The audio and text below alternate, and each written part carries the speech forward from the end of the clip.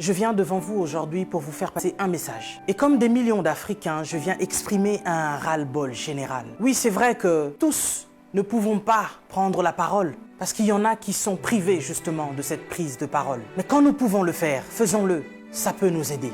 Ça peut nous fortifier. Et donc, cette vidéo a pour but d'aider un Africain quelque part où tu te trouves, dans un coin du monde, à comprendre qui tu es et surtout à te fortifier. Cette vidéo est surtout pour bannir ce complot, cette théorie de la peur qu'une fois encore les colons mettent en place pour tuer davantage d'Africains. Nous sommes passés par de multiples choses et nous avons survécu. Et donc, ce qui nous arrive aujourd'hui, nous survivrons, chers Africains. Nous vaincrons. On nous parle d'épidémie, on nous parle de pandémie, on nous parle même de guerre. Mais laissez-moi vous dire que nous ne sommes pas seulement en guerre, nous les Africains. Nous sommes en deuil, nous sommes en deuil. Nous sommes en deuil depuis des siècles. Depuis que les colons ont mis leurs pieds sur notre continent. Depuis que nous avons été colonisés. Depuis qu'on nous a volé ce qui nous appartenait. Depuis que des gens mal intentionnés ont compris la valeur du continent africain. C'est depuis ce jour-là que nous sommes en deuil. C'est depuis ce jour-là que l'Africain, l'homme noir, meurt. Nous mourrons depuis des siècles. Nous mourrons à petit feu, mais nous mourrons en masse. Ce n'est pas le Covid-19 qui va venir nous faire peur. Ce n'est pas cette épidémie qui va venir nous faire peur parce que nous sommes passés par des génocides. Et ce depuis... Laissez-moi vous rappeler une chose. Est-ce que vous connaissez un peu l'énocide colonial belge qui a eu lieu entre 1885 et 1908 par le roi Léopold II. Ce roi qu'on appelait humaniste philanthrope, il y a eu au moins un tiers de la population congolaise qui en est mort de ce génocide noir. On a coupé les bras à nos ancêtres parce qu'ils refusaient d'aller au front pour notre caoutchouc et notre ivoire. Et depuis, il y a eu tellement de génocides. Vous savez que nous avons été esclaves, pas seulement les 400 millions de déportés dans le monde, mais ceux qui sont restés même sur le continent africain sont aussi restés esclaves, et ce jusqu'à nos jours. Et oui, vous allez me dire que nous sommes au 21e siècle, bien sûr, mais nous ne sommes pas sortis de la colonisation. Vous savez, il y a des dates que l'on dit importantes, comme 1848, où nous parlons de l'abolition de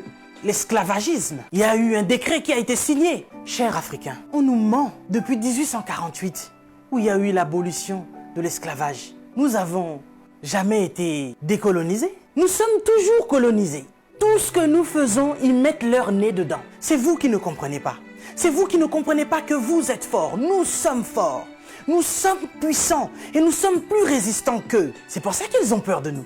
Nous avons résisté au choléra, nous avons résisté à Ebola, nous avons résisté à la malaria, nous avons résisté au palu. Nous résisterons au Covid-19. Ils veulent vous faire peur? Ils veulent nous faire peur? Il faut être prudent. Oui, la Bible nous recommande d'être prudent, mais pas d'avoir peur. Ils nous alarment sur cette épidémie qui n'a même pas encore tué 100 000 personnes. Mais en Afrique, c'est des millions d'âmes qui se meurent chaque jour de la famine. Eh oui, laisse-moi vous éclairer, vous ouvrir les yeux. Je vous ai dit que nous étions plus qu'en guerre, nous sommes en deuil. Nous sommes en deuil. Et c'est depuis qu'on nous a colonisés. Nous n'avons même pas pu pleurer nos morts, pour beaucoup, parce qu'ils les entassaient dans des fosses communes. Parce qu'il y a encore, à l'heure où je vous parle, nos frères qui sont en Libye et dans tous ces pays que vous connaissez, où il y a encore la traite des Noirs. Les esclaves modernes, il y en a encore. Et vous imaginez avec ce fléau d'épidémie, il y a encore des fermes humaines aujourd'hui. Nos frères sont en train de mourir et nos dirigeants sont conscients. Mais que font-ils? C'est plus qu'une pandémie, c'est plus que cette épidémie. On veut vous faire peur aujourd'hui. Lavez-vous les mains, lavez-vous les mains, lavez-vous les mains. Il n'y a pas d'eau potable. L'Africain, il est en train de mourir parce qu'il n'y a pas déjà d'eau potable. On se lave les mains. Ok, nous allons nous laver les mains. Mais avec quelle eau?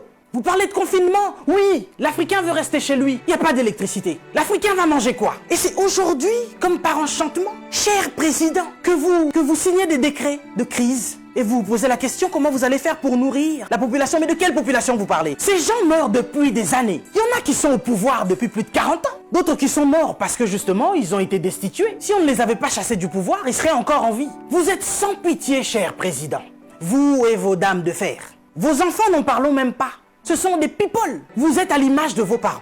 Mais vous qui gouvernez, qu'est-ce que ça vous coûte d'offrir des hôpitaux décents aux Africains? Vous savez, nous sommes ici en France. Les personnels soignants sont en crise, sont en larmes depuis des années. Ils crient au scandale de ce qui se passe dans les hôpitaux. Pour nous autres qui avons des membres de nos familles qui travaillent dans des hôpitaux, nous savons ce que c'est. Ils nous racontent l'enfer de ce qui se passe dans les hôpitaux français. Mais du moins, nous avons des hôpitaux décents. Mais nous crions à la crise sanitaire. Mais en Afrique, c'est comme si c'est maintenant que vous vous réveillez. Je n'arrive pas à dormir. Je me vois mal aller dormir sur mon lit. Alors que je pense à tout ce continent africain qui est en deuil. Et ça depuis. Je me dis, mais cette épidémie, cette pandémie, si ça devait toucher le petit peuple, qu'est-ce que nous allons devenir? Mais Africains, laisse-moi te dire que nous avons vaincu toutes ces épidémies. Choléra, Ebola, malaria, palu. Nous vaincrons ce petit Covid-19. Nous sommes plus forts que ça. Nous sommes bien plus forts que ça.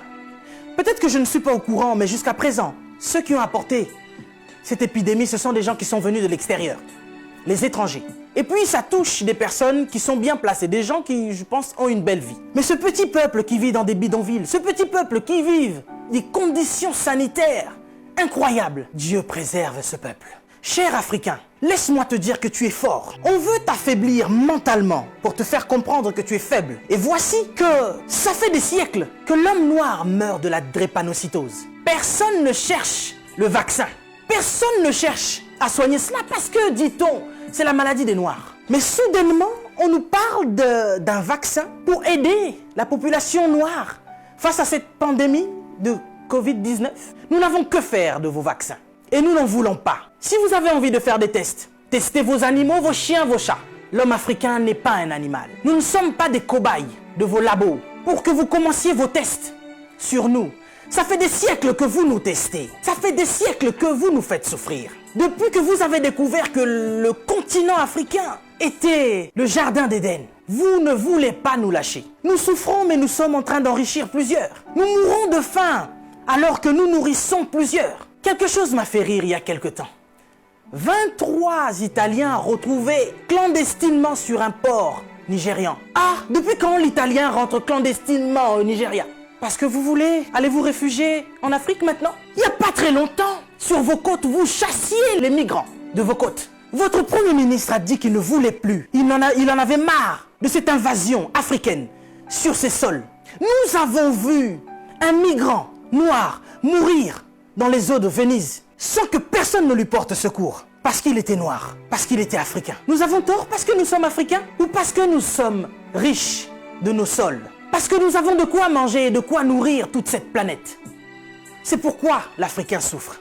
Mais Africain, laisse-moi te dire que tu es fort. Laisse-moi te dire que tu es vaillant. Laisse-moi te dire qu'il en faudra beaucoup plus pour te vaincre. Ils ont essayé de nous décimer par l'esclavage. Ils n'ont pas pu, nous sommes encore là, et plus nombreux que jamais. Et nous sommes plus résistants que jamais. Parce que tous ces microbes auxquels nous faisons face chaque jour ne réussissent pas à nous décimer.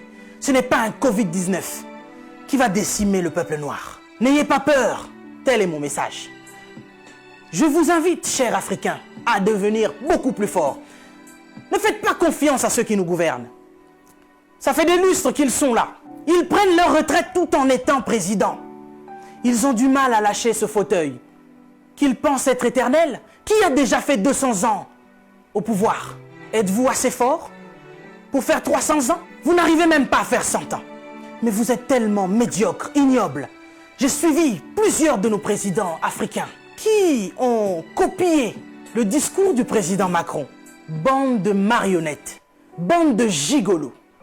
Vous n'êtes même pas capable d'écrire vos propres discours, au point où vous devez copier sur ce que Macron dit. Lui-même, il est en train de mentir à la population française. Son gouvernement nous ment depuis le début. Et vous, vous suivez Macron pour continuer à mentir aux Africains? Mais nous, vous nous mentez depuis des siècles. Vous nous mentez et encore vous nous mentez. Pour remplir vos poches. Vous vivez dans des palaces, mais vous ne vous souciez même pas de ce que l'Africain doit manger. Oui, nous sommes en deuil. Et depuis des siècles, nous sommes en deuil. Parce que nous ne pouvons pas manger à notre faim. Parce que nous ne pouvons pas avoir de l'eau potable. Parce que nous ne pouvons pas avoir de l'électricité. Regardez à l'est de la RDC. Il y a un génocide qui perdure. Des gens meurent. Qui en parle? C'est sous silence. Et aujourd'hui, l'OMS vient nous parler de la pandémie, de l'épidémie, qui n'a même pas fait 100 000 morts dans le monde. Ces millions de Congolais qui meurent chaque jour. Qu'est-ce que vous en faites? Vous nous parlez de crise? Vous voulez prendre des décisions de crise? Mais nous, ça fait des siècles que nous sommes en crise. Qu'est-ce que vous faites, cher président? À part manger et boire et faire des fêtes. Vous parlez confinement? Oui, l'Africain accepte. Mais nous sommes en confinement, nous, depuis des siècles. Les gens meurent tous les jours de la famine. Ça, ce n'est pas une épidémie, ce n'est pas une pandémie. Des jeunes filles se font exquiser tous les jours en Afrique de l'Ouest. Boko Haram est en train de exterminer des gens. Ils violent des femmes. Ils séquestrent des jeunes filles. Boko Haram, qui leur vend des armes? Qui en parle? Et à cause du Covid-19, vous voulez faire paniquer les Africains qui vivent déjà en panique depuis des siècles. Quand nous voyons nos frères qui essayent de fuir leur continent et qui meurent dans les eaux de la mer, ça c'est un génocide qui perdure depuis des siècles. Et nous en avons marre, nous en avons assez. Nous voulons qu'il y ait un changement. Mais qu'est-ce qui vous manque à vous aujourd'hui? La Chine a pu construire un hôpital en 10 jours. Vous savez, ça fait depuis 72 ans, si je ne me trompe pas, que l'État d'Israël existe. Il y a quelque temps, Dubaï était un désert.